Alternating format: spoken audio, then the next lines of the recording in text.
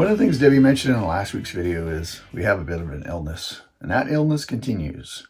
So I'm going to show you what we're going to do here in phase 2 in our kitchen renovation. This is truly phase 2. We moved that pantry. We'll show you what that looks like. And now we have something we want to show you. It's a fairly decent upgrade for us. Maybe for you, may not be for you, but check out what we're doing. In phase 1, we took out the pantry that was in the slide and we built this pantry. And Debbie can show you a little clip of what this thing is. So that is pretty nice. The place is still in a giant disaster, but that should give Debbie lots of space. And then with this,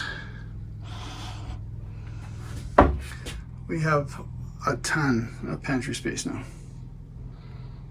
And now we are putting a washer combo in that space, taking this and making this like a true L. We've never liked this angle. It's always killed my back. So we're making a big change here. We're going to extend this out. They've had this design that you can kind of walk past this when the slide's in. We're going to make it that you can't. We have 2 doors in our trailer, so we're able to do that. And we're going to push this out a little bit wider, out to here, to be able to get some more space. So it is about making something that works well for us. This may not be something that anyone will want to do because they want their oven. For us, we're going with just an air fryer, and we have our induction cooktop anyways. We're full electric now. So we're making some changes, and we're gonna make some real drawers here that are, these 2 top ones will be full depth, and we've got a special thing we're gonna build in there that we'll show you. So that is what I'm tackling. So I'm gonna take this all apart now and make a big material list and go shopping. We're having a go to work with Dad day. Luna is there and Huxley is there. We're traveling to Cache Creek. Curtis has to meet someone here from the village for their job that they did here. And then we're going into Kamloops for supplies for his job, parts, I guess. And yeah, I get to spend the day with my husband. Well, not the full day, but I get to spend 5 hours with him for traveling. So happy to come with him, happy to see his work. I'm always impressed with what they do. Buddy, you're gonna have to move so we can film this because I either have Dad's head or your head. Okay, over there. Up you go. Move over. Move over. You can sit right there. That'll work. Sit. Huxley, sit. You're so helpful, buddy.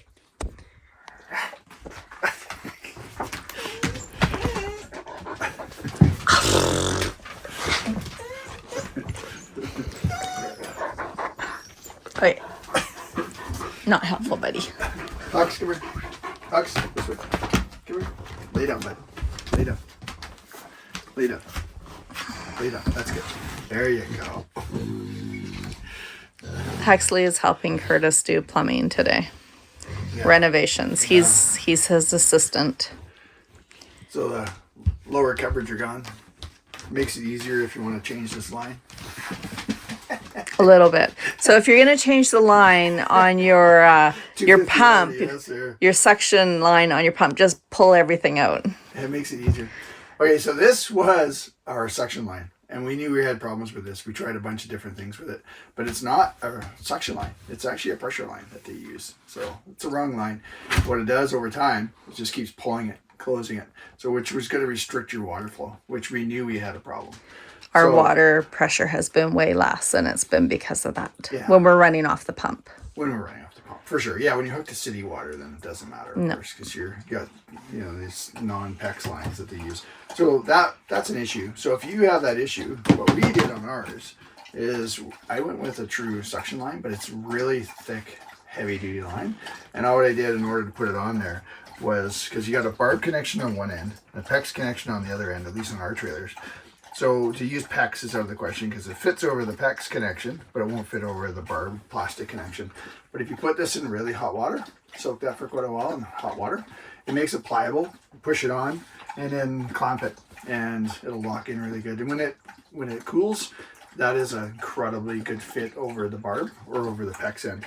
So we will basically, once we're all done, we will zap strap this all up in place. But we created a nice loop in here. So before it was a pretty sharp piece, wrong kind of material that was used. And because we're extending our countertop a little bit, we're probably able to relocate our pump over this way a little more, which gives us access to this screen piece. Before it was tucked way under here, and it was a bugger trying to get that out of there to clean that screen. It usually resulted in bloody knuckles. Yeah, for sure. So once we get our new counter in, we'll locate the pump that we can have better access to that. So, but for your normal trailer, obviously your pump's gonna have to remain in location, but this is an option. This line works really well.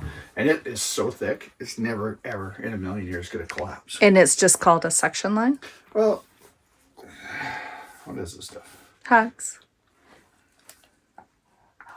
Be a good assistant and don't be cleaning your pot. It's NES61, which is potable, is what that is. Sorry, So can you say that again?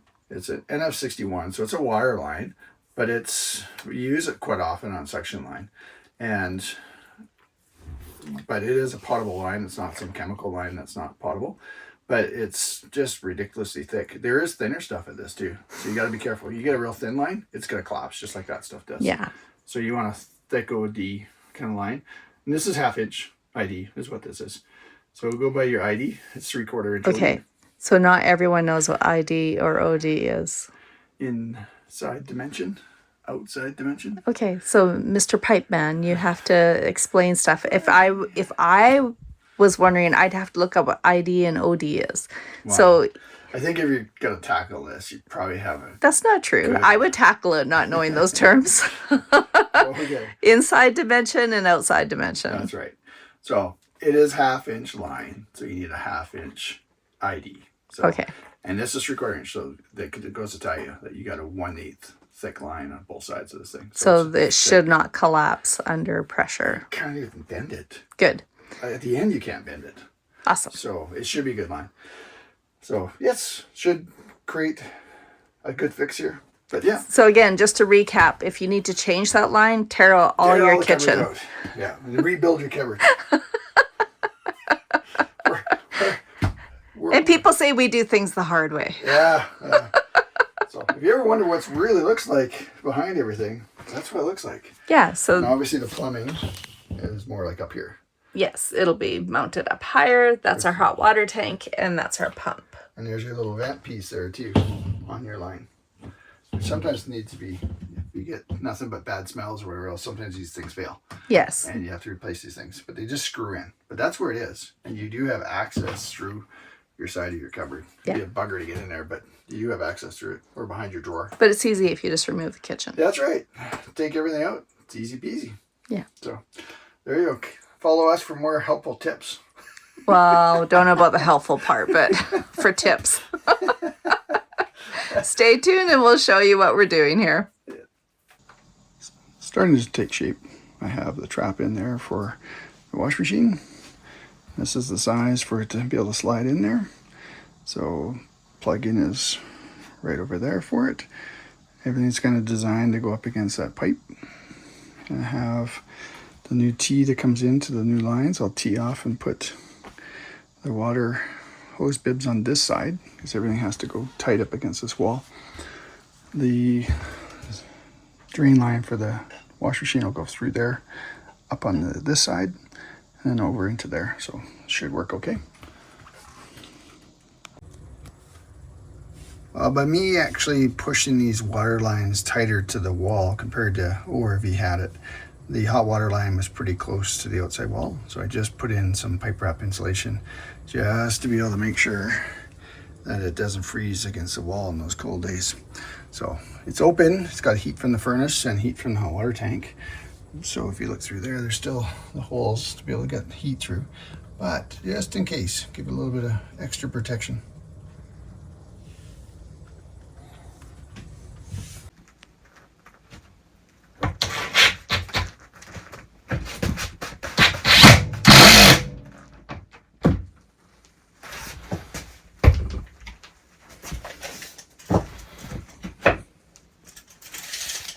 How's it going, Curtis?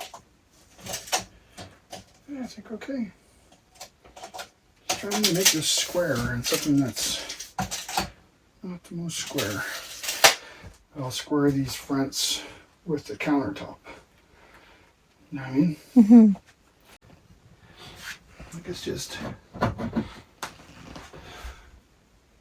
the problem I'm going to have is if I ever have any issues with this piping, I can't get to it. But if I have issues with the piping, then I'll be redoing everything anyways. Well, in the original design, if you had issues with the piping, you wouldn't have been able to get to it either. No. The drawers can come out and then I can get to there. Well, it is looking a little bit more like a kitchen. I'm so excited. I am so blessed to have a husband who can do stuff like this. And all of that kitchen stuff there has to come into here. So my sink is going to sit right in this area. I'll have all of this counter space. My prized possession, Equator, will go there. And there will be drawers here, and there will be my big drawer down here. So incredibly excited. All right, Mr. Curtis, what are you doing? I'm working on your cabinet still. Putting in plumbing. Because of course we have no room back here to put a traditional box here for your water and sewer and all that kind of stuff. We have to kind of get a little creative. We know our drawers only go back 17.5 inches here, so we have room to be able to have them. We hook the water hoses up behind the drawers. And then that way this wash machine can go back tight against the pipe without having to have items to be able to connect and everything else. We can still shut off our valves, get to our valves rather than having to pull the wash machine out. So, and the sewer line is going to go, the drain line is going to go through here, up, and then into there. So, very cool. We're getting the last of the plumbing part done, and then we can finally bring in your wash machine. Yay! And get that set up in here. And it should be good. Well, this Equator washer is well packed. It's got an outer cardboard container and a well set up interior box here too. So they don't mess around. Looks like the packing is good. Came on a pallet. So they look like they do a nice job. So we forgot to set a camera up when we carried this through the door. Even for a small wash machine, it's not very light, is it, Debbie? It's got a little bit of weight to it. It's not terrible. It's just awkward coming through that little opening and that big step. So we carried through, we put it on this piece of carpet here, and then that just allowed us to be able to drag it over in place. So we're just getting it set up here. We got to take off the shipping rods that's required, and we'll get this thing in. We made our trailer perfectly level, like we took a bunch of time. Made it level, recalibrated our Level Mate Pro and the Lippard, but being that it's a wash machine, we'll get it in place now that the floor is dead level, and we'll level this up, make this dialed in, and then that way when we level our trailer, the wash machine should be level. So that's one of the things we really need to make sure that we're level, probably better than we normally do. Yeah. If we're going to use the wash machine. Which, especially with the front load, because they have to be level for keeping the drum proper. And Luna's eating. That's our psycho dog. If you see she's trying to bury something. Here, I'll show you. Scoot over for a second, Curtis. This is Luna. So she tries to bury her food. She's taken one of my gloves and put it in her dish. And she knows she's been caught. So now she's all like, oh, I'm sorry you've caught me being psychotic. Are you just dumb? No, I'm psycho. I'm a lunatic. Anyways, that's why her name is Luna. Yes. Good dog. Go ahead. Has some really weird quirks. Yeah. Okay, I'll show you this once we get it in place. Perfect. Okay. So here's the back of the unit. If you're going to use the ducting, you take this plate off, and it comes with this nice little plastic piece that your 4-inch duct's going to go on there. We're going to try the condensating side of things and not duct this, just because of the way we are, and the room we have. We'll see how it goes, whether we have to duct it or not, but we're going to try it without. But we have the option to vent it later if we want We to. do. We got an open corner up there. Okay. We just have to, we don't want a ugly residential vent. So we have to find something in the RV side that looks nice to be able to do it. But we're going to try it without it. See how it is. We do have a dehumidifier too. and this basically takes the moisture out and puts it out the drain line. Yeah. So we'll try that. A lot of people say it works great, so we're gonna try it. One thing is too, these things come with 2 packing rods, and they're very clear that these have to be removed. And obviously you take these 2 bolts out here, this one's been removed. When you take them out, if you give them a turn, just a 180 turn, then they pull out. Okay. But you got to give it I've already taken these out, but I just want to show you what it is. And you put the cap back in there, and one thing it says in the instructions too is to put these screws back in. So again, normally just use a screwdriver.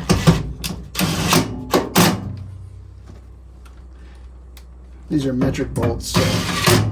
They're also Phillips heads and Robertson head too, so it makes it pretty nice. So that's it. This does normally snap on. It has a clip that this hose would go onto here, but ours is going a different route. So I've taken this off to be able to route ours a little differently here. We're just gonna put the water lines on, then we're gonna put this in place, and hopefully it fits. I hope it fits and I hope it works. That'd be good. Working's good. Working's really good. Yeah. Now the test. Dun, Breakers dun, on. dun. Dun, dun, dun. Doesn't work. Woohoo! Played some music. We can't put it through its paces until we get some more water. Yeah, we're very low on water, so we gotta get some water today. But it's all in. It's all connected. We just need the rest of those countertop things. Or Yes. Cupboards and countertop thing. But it really is looking like a kitchen. I'm very excited. Kitchen with a European kitchen. That's right. Because they We're very European. very European. I have no idea what accent that is. We'll just go with it. It plays a song when it shuts off. That won't hardly be annoying. I'm very excited, hon. It's looking really good. It's good. We just gotta finish it now. Yep. Finishing is good. It's all level. Look at that cleat in the bottom there to hold it in. Your idea for a block on the back to be able to hold that in. I'll show you what that looks like. Debbie came up with the idea to put a little cleat back here so it doesn't rock back and move its way back and pinch things off. So just simply put a little cleat in there to be able to tuck it in there just to stop it. And on the bottom here, I just scribed a piece and then used some trim clad black paint and just 2 screws to hold it in to stop it from rocking out. So obviously this has to get trim all here still. Cupboard's got to get finished, but it's looking like something.